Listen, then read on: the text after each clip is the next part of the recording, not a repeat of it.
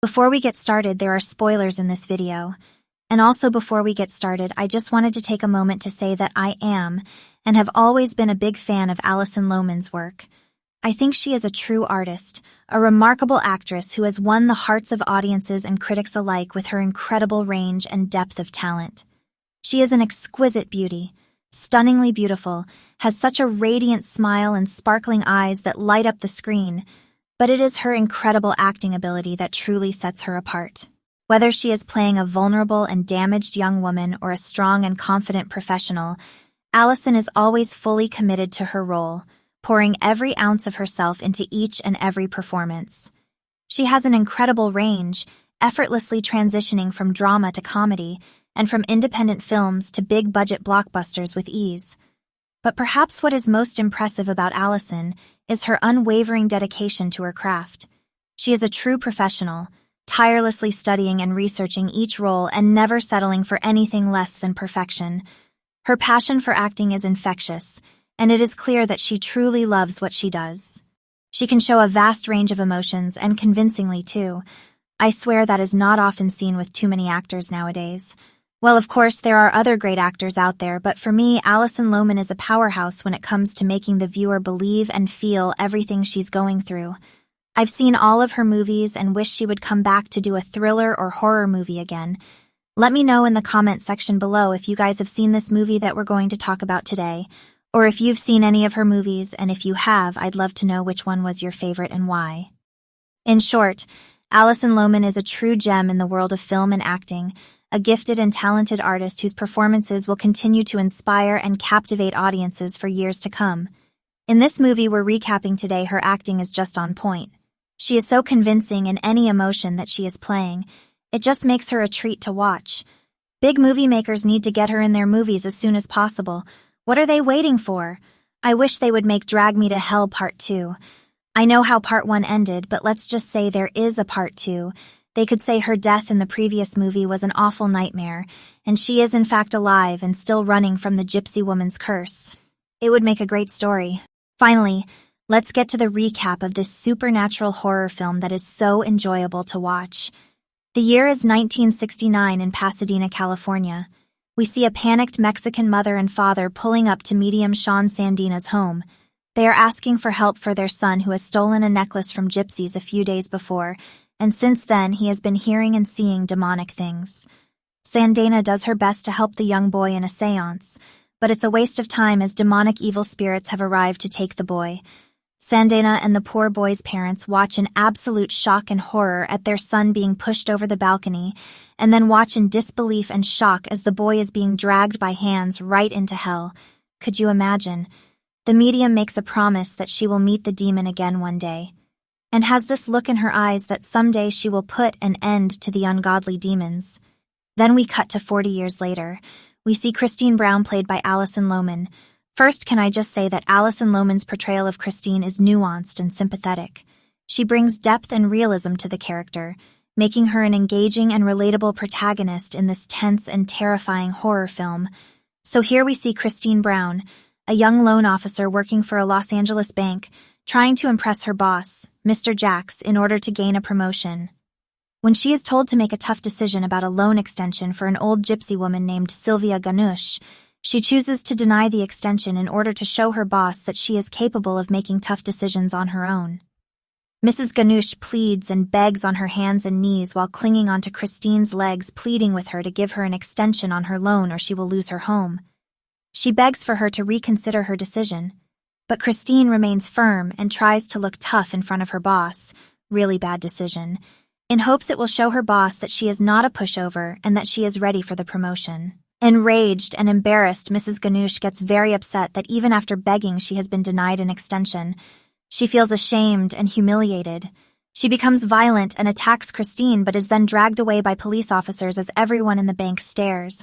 You can see Christine feels bad for refusing the desperate woman, but she is kind of happy that she showed her boss that she is more than just a yes woman and a pushover and can handle tougher decisions at work. She's convinced that now she will be promoted.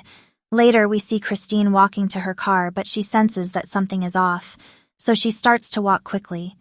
As she's in her car, she sees the scarf that the old gypsy woman was wearing earlier that day. The scarf is now floating towards her car.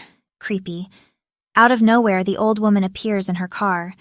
We then see a rather disturbing attack on Christine. She desperately tries to defend herself, but it's very clear that the old woman sees this fight ending in one way and one way only, if you know what I mean. But Christine fights for her life, literally. Did you see the part where the woman is trying to bite Christine's face, but she must have forgotten that her teeth had come out when Christine crashed the car, and Mrs. Ganush hit her mouth off the dashboard. So instead of biting Christine, she ended up sucking on Christine's chin instead. Yuck. I guess if you haven't seen the movie yet, then you've no idea what I'm talking about. Enjoy that scene, guys. By the way, that chin sucking was not CGI or prosthetics. It was all real. I watched the behind-the-scenes footage of this film, and both of the actors thought that that particular scene was disgusting, but decided to commit to it and give one heck of an entertaining scene. You have to admit it was both disgusting and hilarious at the same time. The gypsy then takes a button from Christine's coat and curses her and says, "In 3 days she will be dragged to hell," or something to that effect. She then places the button in her palm. Christine is visibly shaken and passes out. The curse starts to take effect immediately, and Christine begins to get tormented and experiences terrifying nightmares and supernatural torture. Later, Christine is haunted by nightmares of Mrs. Ganush attacking her. She becomes increasingly paranoid as strange things continue to happen around her, at her job, at her in-laws' house, even in her dreams. Everywhere she goes, she is stalked by a shadowy figure. Her nightmare just keeps on continuing. It never ends. The scene in the house where she is chased and attacked by the demon scared the shit out of me when watching the film at the movie theater. Man, she's such a great actor. As the curse continues, Christine's boyfriend Clay becomes increasingly concerned for her well-being. He takes her to visit his parents, but the visit is cut short when Christine is clearly seeing and hearing things that they can't. At one point, she even sees eyeballs looking at her in her food. It's visible that both Clay, Christine, and his parents are quite shaken up by this eventful evening, so they end up leaving early. Clay takes her to see a friend of his that could possibly help her. Here we meet spiritual medium Ramjaz, who is depicted as having extensive knowledge and experience in dealing with the supernatural and is instrumental in helping to remove the curse from Christine before it is too late. Throughout the film, you'll see him try to help her in different ways. The gypsy woman is then revealed to be a Lamia, an ancient and powerful demon from Eastern European folklore that can be called upon by evil sorcerers or witches, as well as gypsies who seek revenge on people who have wronged them. Once the curse is activated, the Lamia will haunt them for 3 days and nights before it ultimately opens a portal to hell and drags them in. Yikes. No thanks. Strange and bizarre occurrences continue, and she begins having horrific nightmares about Mrs. Ganush. Just awful. Ramjaz advises her on methods to protect herself from the curse, including various rituals and incantations to try to break the curse. He tells her she may in fact be able to break the curse and save her soul from eternal damnation. But the price to save her soul may be more than she can pay. Scary. Later on, he tells her that she must return the cursed button to Mrs. Ganush. She then tries to make things right with the gypsy woman and goes to find her in hopes that she will lift the curse.